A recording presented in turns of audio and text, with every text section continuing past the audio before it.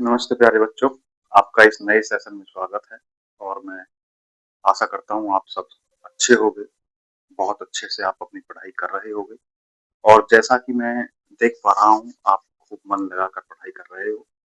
तो आपको अगर कहीं कोई समस्या आ रही है या कोई प्रॉब्लम आ रही है, किसी भी टॉपिक में अगर आपको कोई परेशानी है, तो बच्चा बताइएगा।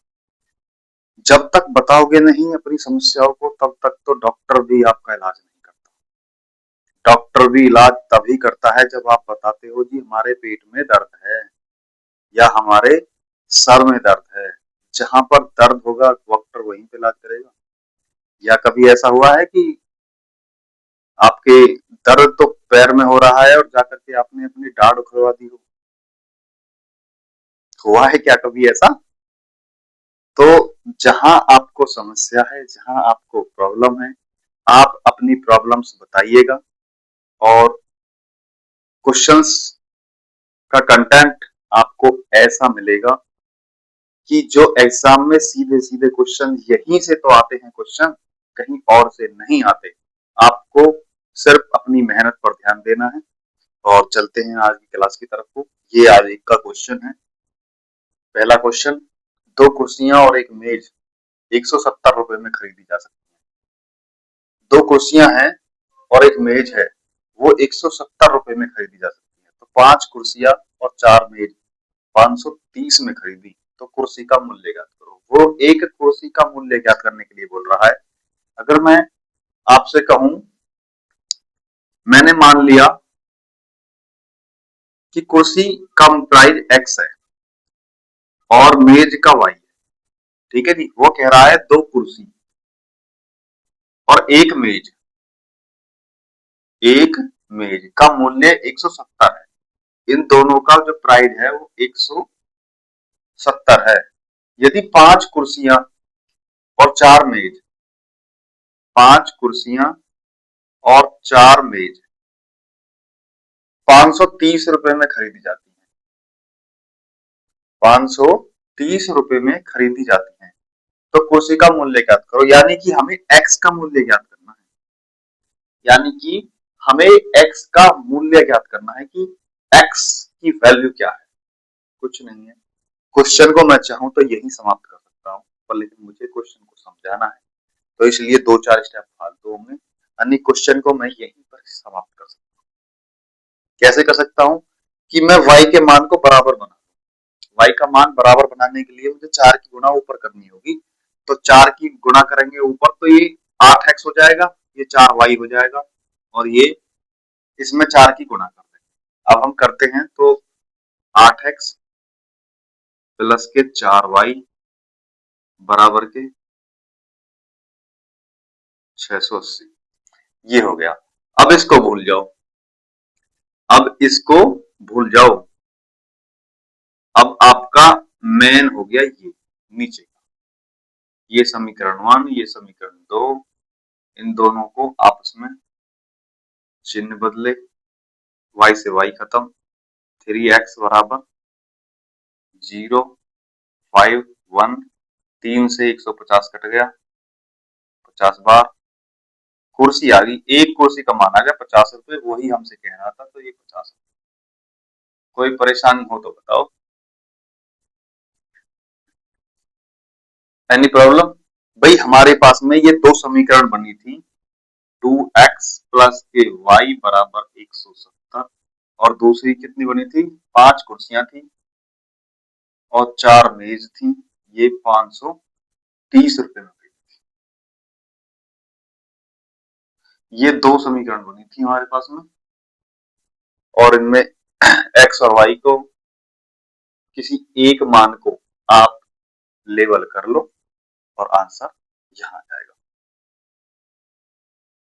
कोई समस्या, कोई परेशानी हो तो बताइए, नहीं तो स्क्रीनशॉट लीजिएगा।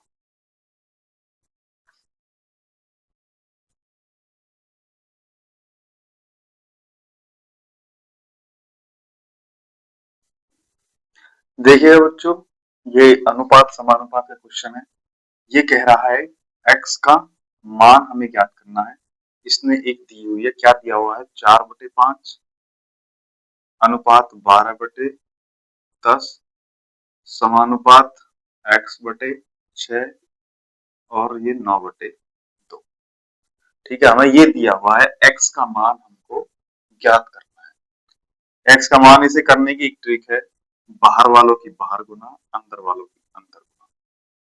ठीक है जी, इसी से ये क्वेश्चन आपका सॉल्व हो जाएगा। करते हैं, तो 12/10 गुना x/6। ठीक है जी, ये अंदर वाला यहाँ आ गया, बाहर वाला बराबर 4/5 और गुना 9/2। यहां तक कोई परेशानी, कोई समस्या हो तो बताओ।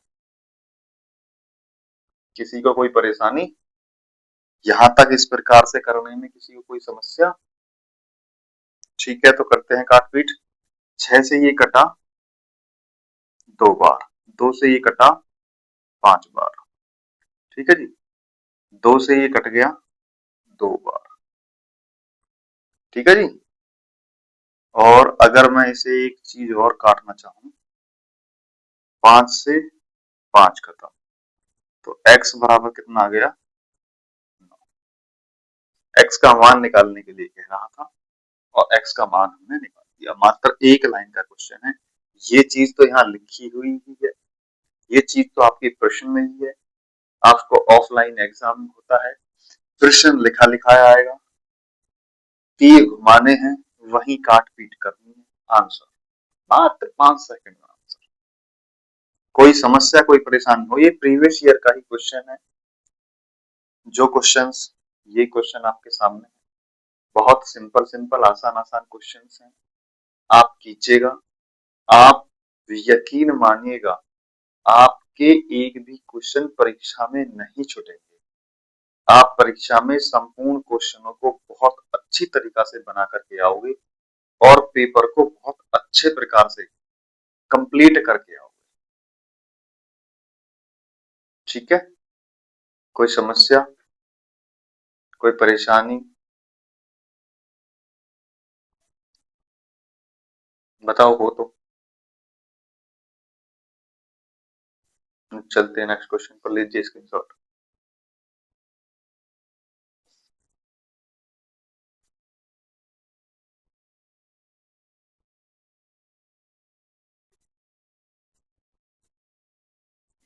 देखिएगा बच्चों, ये एक परसेंटेज का क्वेश्चन है, बहुत आसान सा क्वेश्चन है, उसी प्रैक्टिस सेट का क्वेश्चन है।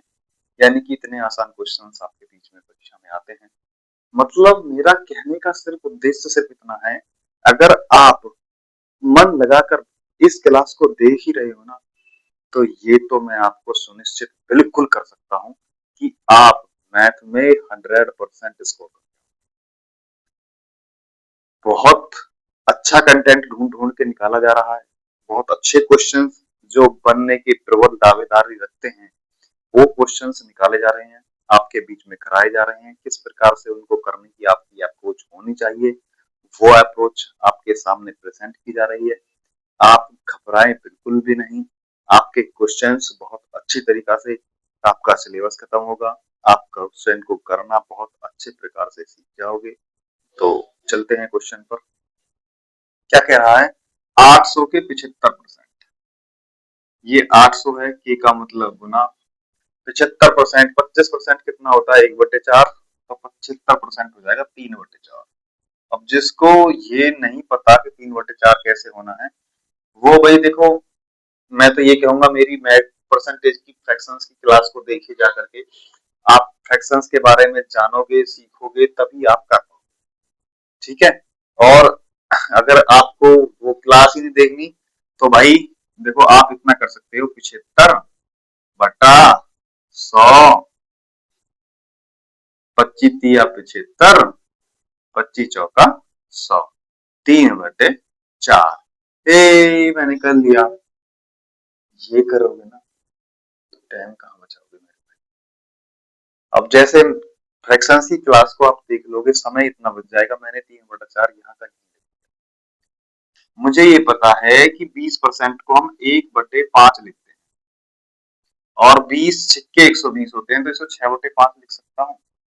आप क्या करोगे, 120 बटे 100, 0 से 0 खत्म, 2 छिक्के 12, 2 पंजे 10। ये करोगे क्या भाई? फ्रैक्शंस की क्लास को देखो, अच्छे से समझो। इन पे जब तक काम नहीं करोगे, जब तक आप मैथ को आसान नहीं बना सकते। 40%, 40%, 20% को वही 1/5, तो 20 दूनी 40, 2/5। ठीक है जी। अब 4 से इसको काट दो, 4 दूनी 8, ये हो गया 200। 5 से इसको काट दो, 5 चौक 20, 5 से इसको काट दो, 5 अट्ठे 40।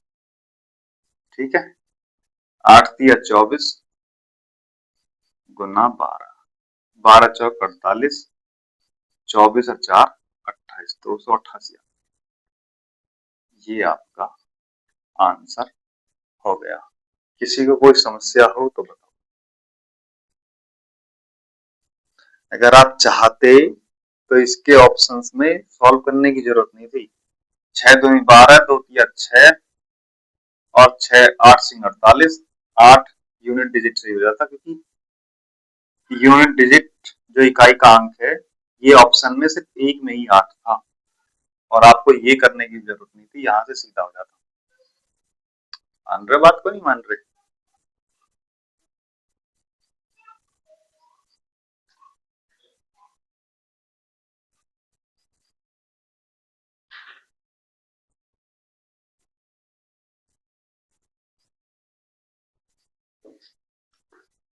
देखिएगा बच्चों, साधारण ब्याज का बहुत छोटा सा क्वेश्चन है, इसी प्रैक्टिस सेट का प्रीवियस ईयर का है हुआ क्वेश्चन है।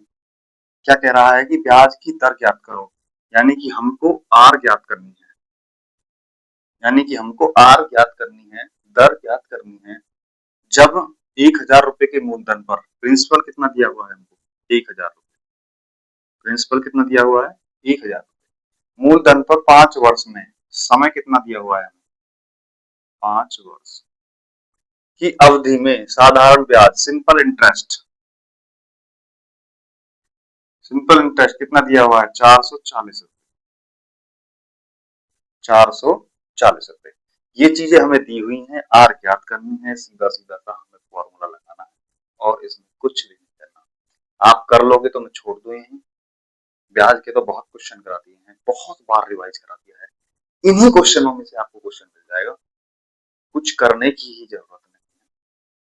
चलो मैं क्वेश्चन करा देता हूँ, कुछ बच्चे नए जुड़े होंगे चैनल से, तो जो बच्चा नया जुड़ा हुआ है, मेरी आपसे एक विनम्र विनती है, आप चैनल को लाइक कीजिए, सब्सक्राइब कीजिए, कमेंट कीजिएगा, कमेंट जरूर कीजिएगा। आपको जहां कोई चीज की कमी लगती है उस पर कमेंट कीजिएगा, कोई चीज आपको बहुत अच्छी लगती है उस पर कमेंट कीजिएगा, क्लास का कंटेंट कैसा है उस पर कमेंट कीजिएगा। जब तक आप कमेंट नहीं करोगे तो मुझे मालूम कैसे?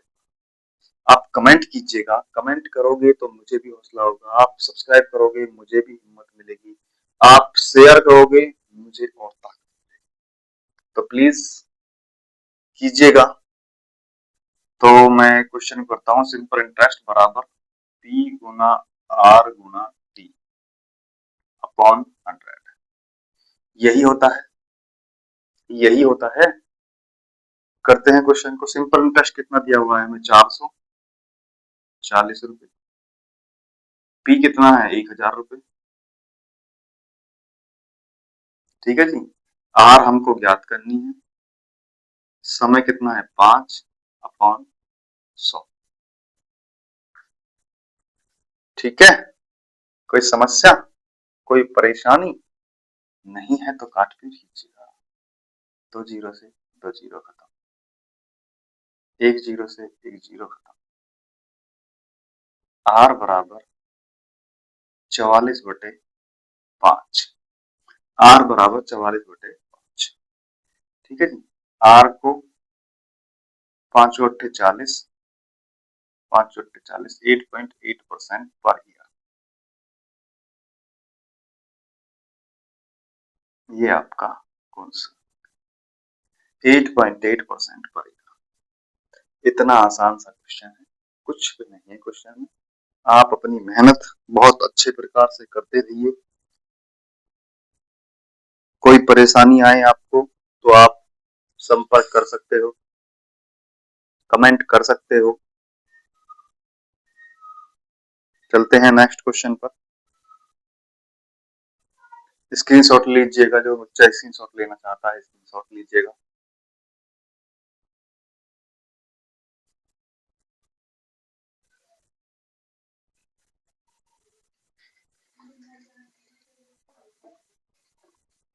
देखिए बच्चों, ये क्वेश्चन है, ये कह रहा है यदि 1000 रुपए के मूलधन पर वार्षिक दर 10% है और चक्रवर्ती ब्याज 331 है। चक्रवर्ती ब्याज हमें कितना प्राप्त हो रहा है? 331 प्राप्त हो रहा है।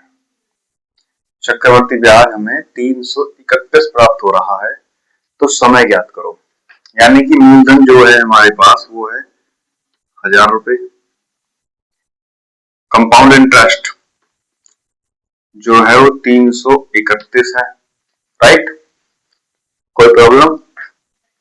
दर कितनी है? 10%। दर जो है वो कितनी है? 10%। समय ज्ञात करने के लिए वो हमसे कह रहा है, समय ज्ञात करने के लिए वो हमसे कह रहा है।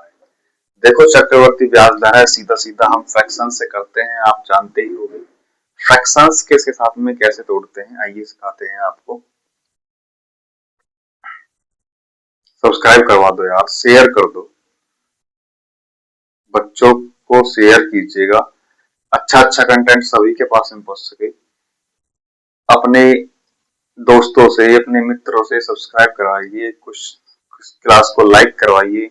जब तक आप ये काम नहीं करवाओगे कैसे काम चलेगा? करते हैं। दर कितनी है? 10%। 10% को अगर मैं 1/10 लिख दूं, कोई दिक्कत?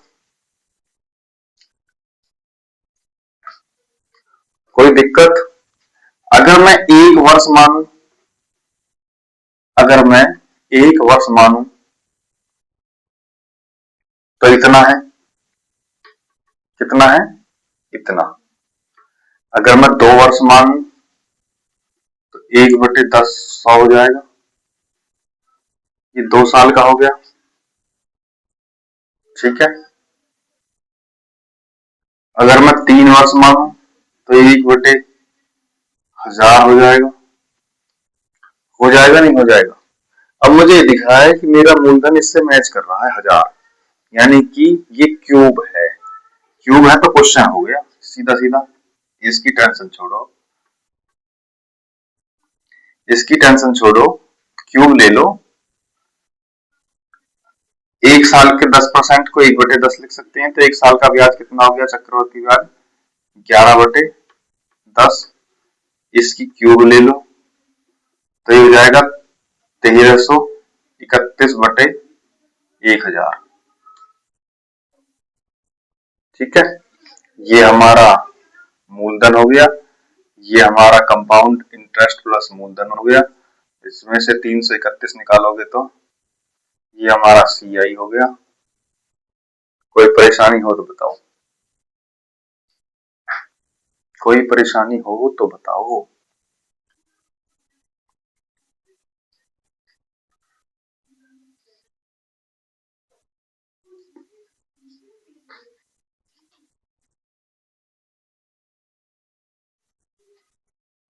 देखिएगा बच्चों, क्वेश्चन बहुत प्यारा है, समय और दूरी का क्वेश्चन है।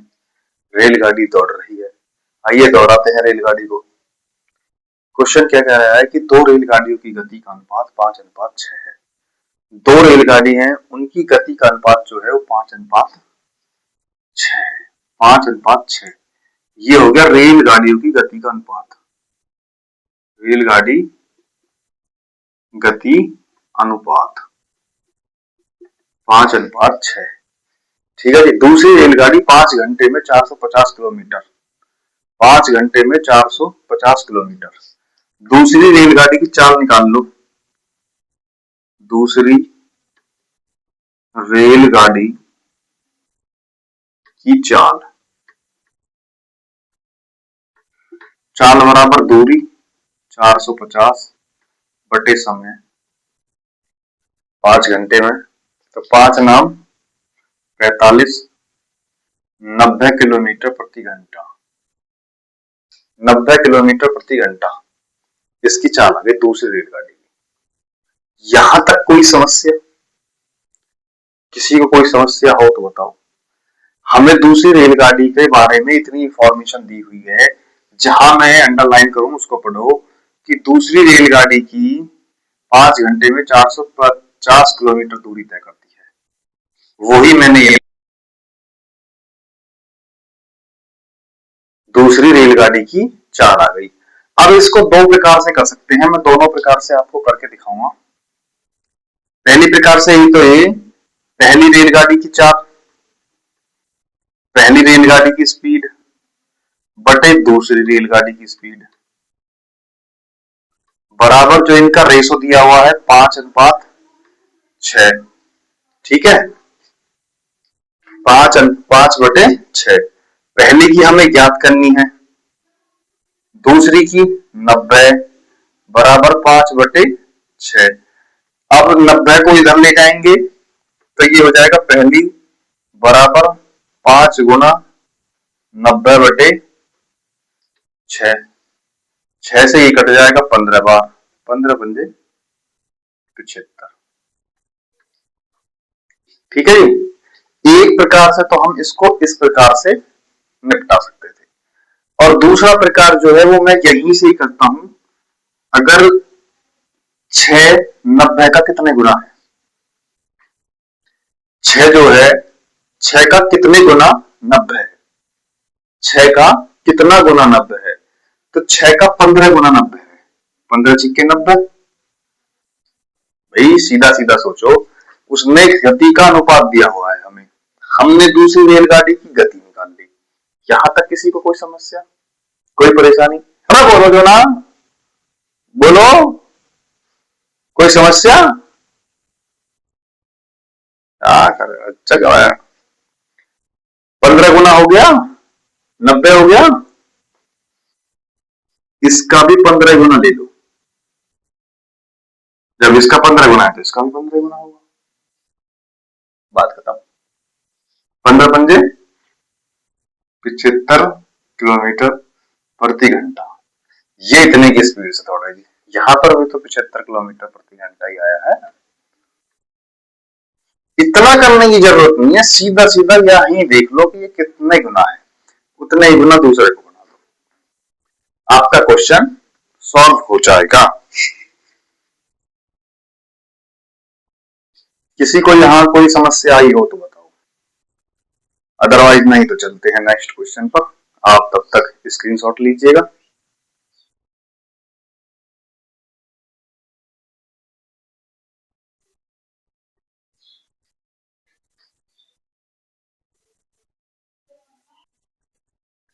देखिएगा बच्चों, ये आयत का क्वेश्चन है।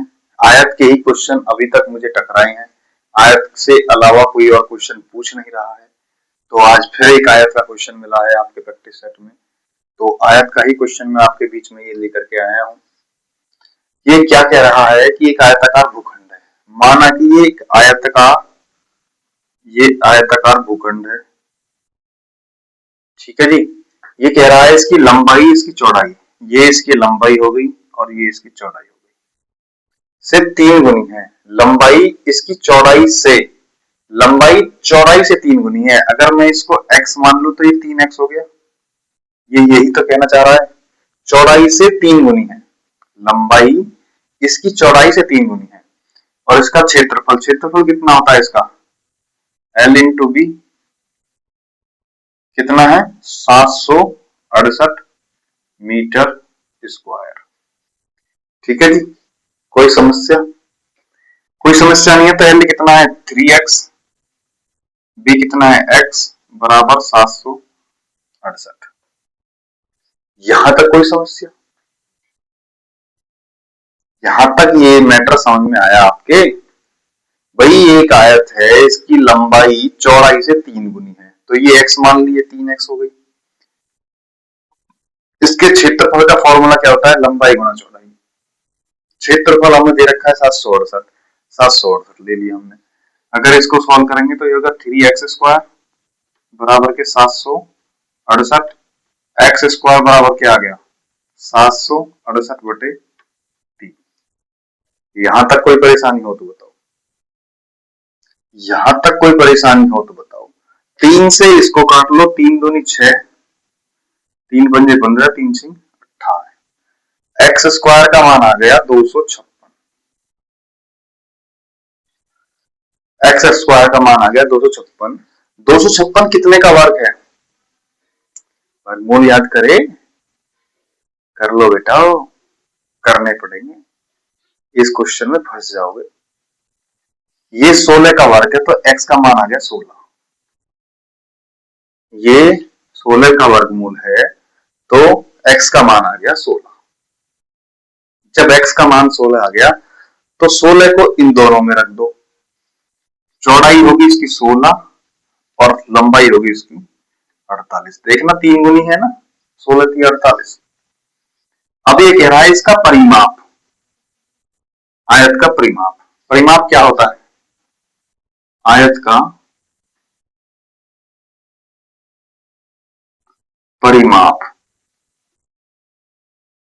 आयत का परिमाप 2l के b, यही होता है। अरे मैंने यही लिखवाया है, बोलिएगा तो सही, कैसे चुप हो आप? 2 को ऐसे ही लिखो, l कितनी है 48, b कितनी है 16, ये कितनी होगी 64, 2 गुना 64, इन दोनों को जोड़ करके लिख दिया। 64 में 2 की गुना करेंगे तो ये आ गया 128। परिमाप कितना आ गया 128। यही आपसे पूछा था, भूखंड का परिमाप याद कीजिए। चौड़ाई से 3 गुनी लंबाई है, ये x मान ली, ये 3x मान ली, दोनों का मान रख दिया, x की वैल्यू निकाल ली। यहां तक कोई समस्या? जब x की वैल्यू निकाल ली तो x की वैल्यू की जगह इनके मान रख दिए। चौड़ाई 16 आ गई, लंबाई 48 आ गई। आयत का परिमाप है, लंबाई चौड़ाई को दोनों को धर के योग कर लिया, योग की 2 से गुना कर दी और वो 128 प्राप्त हुआ। बस इतना सा क्वेश्चन था।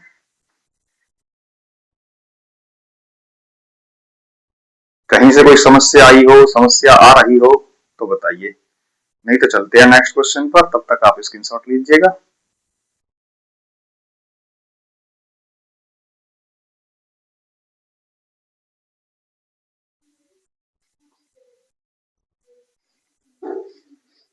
देखिए बच्चों, ये कह रहा है ए बी किसी काम को 12 दिन में करते हैं, बी व सी किसी काम को 16 दिन में, बी और सी किसी काम को 16 दिन में, ए और सी किसी काम को 24 दिन में, सी और ए किसी काम को 24 दिन में। तीनों का हम एलसीएम ले लेंगे तो टोटल आ गया 48। 48 काम है, 48 काम को तीनों मिलकर करना चाहे तो कितने दिन में करेंगे?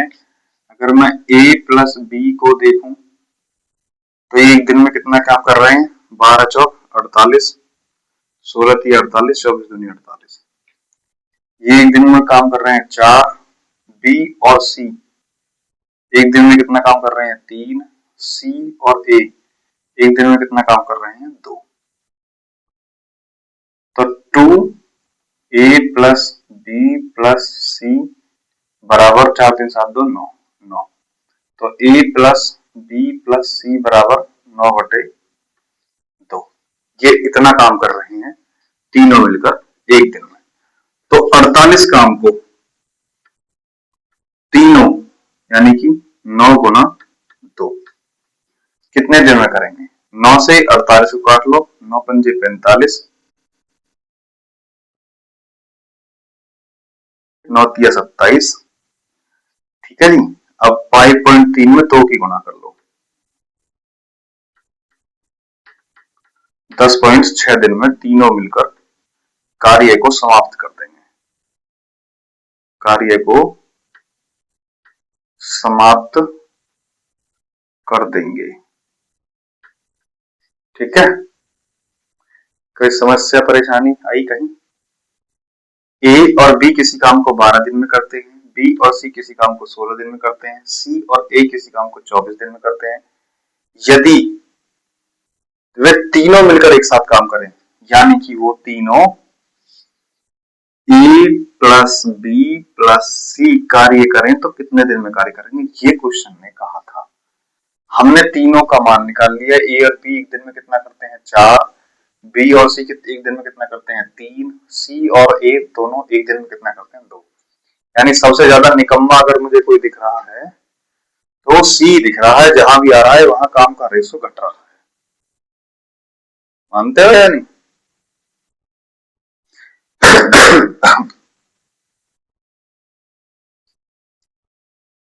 तो ए प्लस बी प्लस सी का रेशो आ गया 9/2। कुल वर्क में 9/2 से भाग कर दिया 10.6। कोई समस्या हो तो बताओ, लीजिएगा स्क्रीनशॉट।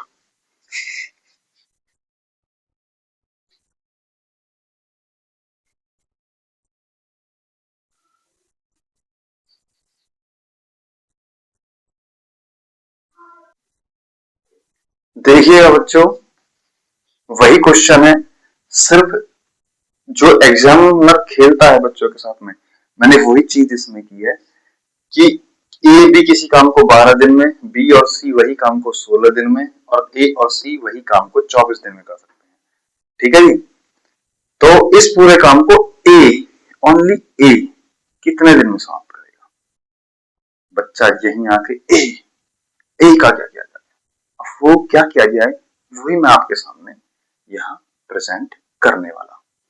तो देखिए क्वेश्चन क्या कहता है, ए और बी किसी काम को 12 दिन में करते हैं, बी और सी किसी काम को 16 दिन में करते हैं, और सी और ए किसी काम को 24 दिन में करते हैं। यहां तक कोई समस्या? पिछला सवाल जिस बच्चे की समझ नहीं आया था वो बच्चा भी इस क्वेश्चन को बहुत अच्छी तरीका से समझ जाएगा, इसलिए मैंने कोई भी मान या डिजिट चेंज बिल्कुल भी नहीं किया है। जब नहीं किया है तो इस बार उसने क्या किया है, बी और सी को तो भगा दिया, ये दोनों हरामखोर थे, इनको भगा दिया, और अब कहा है कि अब मैं इस काम को बेचारे ए से ही कराना चाहता हूं, बेचारे ए से ही कराना चाहता हूं कि भाई ए तू आ और हमारे इस काम को कर। तो ए से हम इस काम को कराते हैं। आइए देखते हैं कैसे कराते हैं। इन तीनों का एलसीएम लेते हैं, तीनों का एलसीएम लेते हैं। तीनों का एलसीएम कितना गया, 12, 16, 24 का 48। ए और बी एक दिन में 4, बी और सी एक दिन में कितना करेंगे 16 की 48, और सी और ए एक दिन में कितना करेंगे 2। ये आ गया आपका इनका एक एक दिन की कार्य क्षमता। जब एक एक दिन की कार्य क्षमता आ गई तो ए और बी एक दिन में कितना काम करते हैं 4, बी और सी एक दिन में कितना काम करते हैं 3, सी और ए एक दिन में कितना काम करते हैं 2। अगर मैं इन सबको देखूं तो 2 ए प्लस बी प्लस सी बराबर कितना आ गया 9। अगर ए प्लस बी प्लस सी बराबर 9/2। अब हम ए की कार्य क्षमता कैसे निकालेंगे, ए की कार्य क्षमता हम कैसे निकालेंगे, बी और सी को देखते हैं। बी और सी एक दिन में कितना काम करते हैं 3, तो इसमें से 3 घटा देंगे, ए की आ जाएगी, 2 की 6, 6 में से 9 गए तो 3/2। ये ए की कार्य क्षमता आ गई। ए इतना काम करता है एक दिन में 3/2, 1.5 काम करता है ए अकेला। ए अकेला 1.5 काम करता है। तो मैंने यहाँ क्या कहा था, सी तो मक्कार है, अगर ए 1.5 कर रहा है तो ये तो आधा ही कर रहा है, और यहाँ ये आधा कर रहा है तो ये 2.5 करता होगा 2.5। यहाँ ये 1.5 है तो ये 2.5 है। भाई इनमें सबसे ज्यादा मेहनती तो बी है, इनमें सबसे ज्यादा मेहनती बच्चा तो बी है, वो 2.5 कर रहा है एक दिन में। क्या समझे? खैर चलो, हमें उससे लेना देना नहीं है, हमारी एक ही बात आ गई है। अब ए का कार्य निकाल देते हैं, ए पूरे कार्य को कितने दिन में करेगा, तो टोटल कार्य कितना है 48। ए एक दिन में कितना करता है, 3/2। ठीक है जी, एक दिन में कितना काम करता है, 3/2। 3 से 48 को काट देंगे, 3 एकम 3, 3 से 18, 16 दूनी 32। ये 32 दिन में पूरे कार्य को समाप्त कर देगा। ये 32 दिन में पूरे कार्य को समाप्त कर देगा। ये आ गया ए का पूरा काम।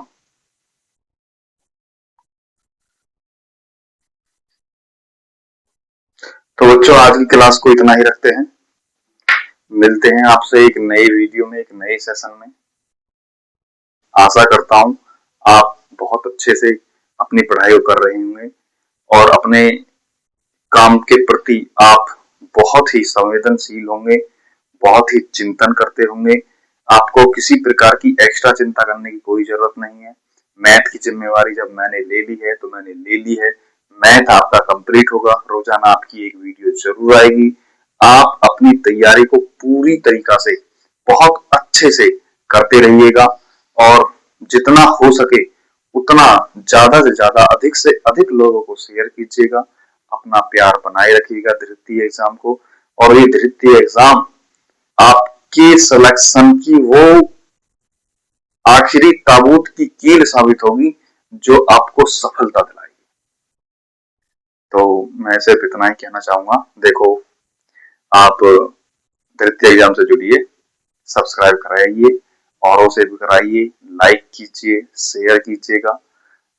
मिलते हैं एक नई वीडियो में आगे और बहुत अच्छे अच्छे क्वेश्चनों के साथ में। आज प्रॉफिट एंड लॉस नहीं हो पाया है, आपकी क्लास को मैं यही समाप्त करता हूँ। कुछ फैमिली फंक्शंस है, उसकी वजह से आज आपकी क्लास को इतना ही करना पड़ रहा है।